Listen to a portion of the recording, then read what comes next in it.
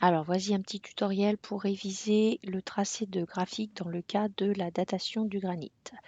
Donc déjà, première étape, on commence par mettre le nom des minéraux.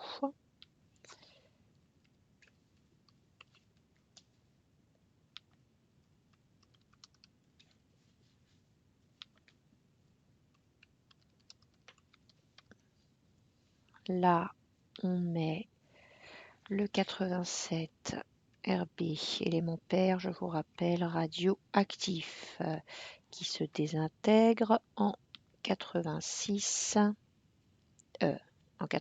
pardon, SR, mais là mon élément stable, c'est mon 86 SR. Voilà, c'est bon. Donc maintenant l'élément fils, 87 SR, sur mon élément stable, 86 SR. Voilà. Alors pour les intitulés de lignes et de colonnes, comme je dois en mettre deux, je vais feinter en utilisant ici en bas l'outil dessin, ou bien vous allez dans insertion, forme, ligne, ligne, vous tracez votre ligne. Voilà. Ensuite, vous prenez insertion, zone de texte, je tape mon texte. Alors, attendez, hop, zone de texte. Donc, décidément, zone de texte. Voilà. Eh bien, c'était pas évident, il a fallu que je me batte. Allez, donc je prends mon texte, je l'emmène, je refais insertion. Je reprends le texte, c'est reparti pour une zone de texte. Donc, voilà. Je l'emmène, parfait. Je rentre mes valeurs chiffrées.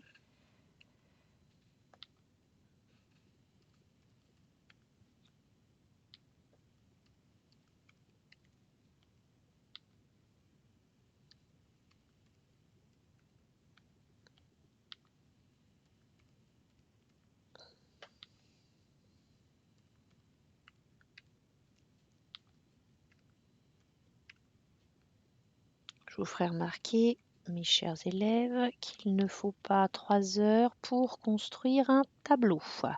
Donc c'est un tableau. Quand vous allez l'imprimer pour le TP Bac, il faudra bien entendu qu'il y ait des cases, sinon ce n'est pas un tableau. Donc du coup, vous mettez bien les cases.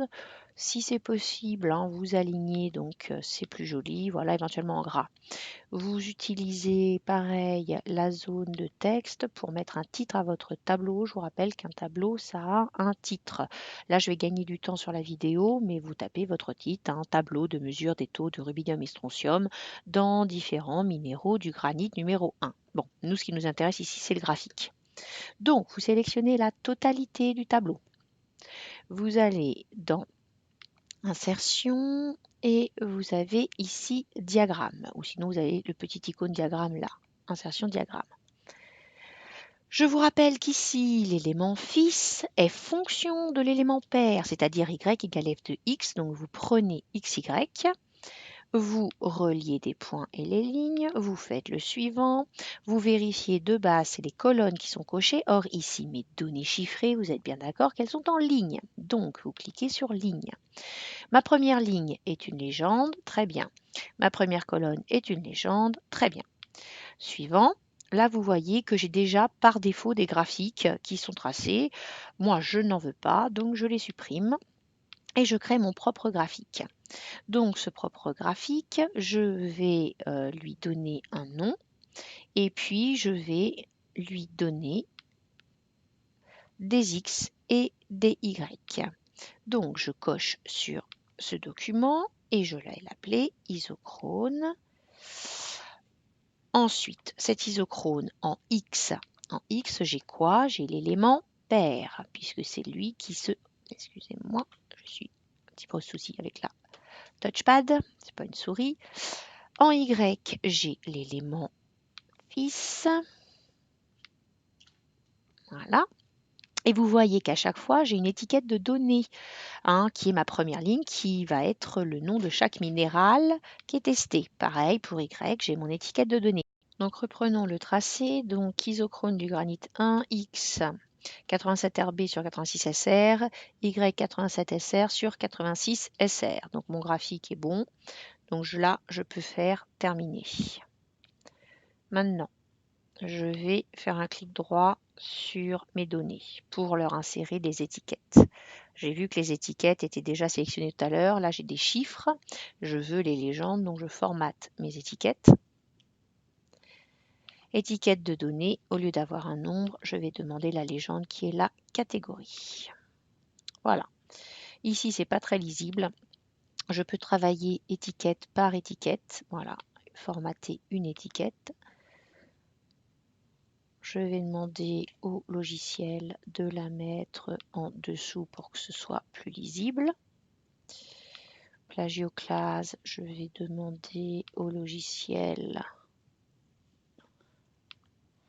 de la mettre à droite.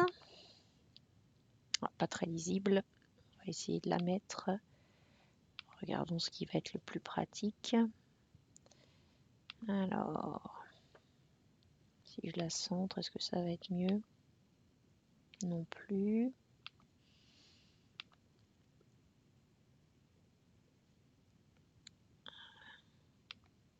Bon, a priori, le plus pratique, c'est au-dessus. Là, je peux le faire pivoter, mais je vois pas trop l'intérêt.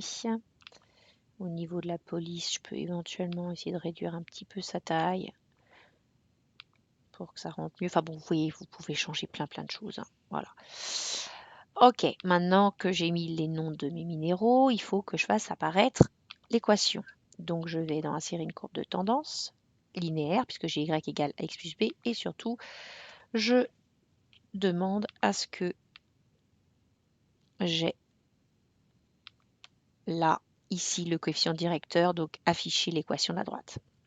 Ça, c'est pareil, je fais un clic droit, formater l'équation. Désolé pour le délai, c'est un peu compliqué. Je vais dans nombre. Je lui dis que c'est un nombre et pas n'importe quoi. Et vous voyez qu'ici, je peux paramétrer le nombre de décimales pour avoir plus ou moins de précision au niveau de mon résultat. Donc là, ce sera sûrement donné sur le sujet, je suppose, hein. Voilà. Ensuite, il nous reste le calcul à faire. Alors, je vous rappelle que dans un tableur, pour avoir un calcul, si vous ne mettez pas égal, ça ne fonctionne pas. Donc la formule, on a vu que c'est logarithme népérien. Népérien de quoi? Du coefficient directeur, donc ici 0,00775,323. En fonction de la précision, on n'aura pas tout à fait le même résultat, hein. Je ferme la parenthèse, je rajoute des parenthèses puisque ce logarithme népérien en totalité est divisé par le coefficient 1, la constante de désintégration exponentielle moins 11. Enter, voilà, là j'obtiens l'âge en millions d'années.